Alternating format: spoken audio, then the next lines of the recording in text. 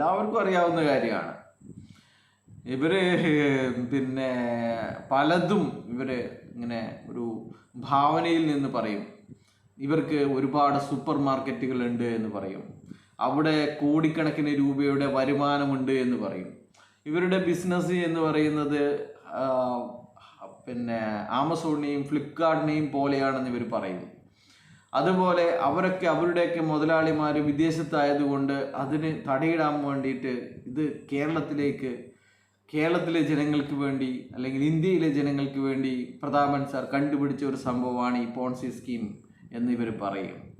അതുപോലെ തന്നെ OTT എന്ന് പറയുന്ന സംഭവം ഇവർക്കുണ്ടെന്നും OTTയിൽ 1000 കോടി 10,000 കോടിയുടെ ലാഭമാണ് ഉണ്ടായിരിക്കുന്നത് എന്നും അതുകൊണ്ട് ദൃശ്യം എന്ന സിനിമ 5,000 കോടിക്കാണ് പിന്നെ ആമസോൺ എടുത്തതെന്നും ഇവർ പറയും. അതുപോലെ പല കാര്യങ്ങളും ഇവർ പറയും ലാഭവിഹിതത്തിൻ്റെ പകുതിയാണ് തരുന്നത് എന്ന് ഇവർ പറയും.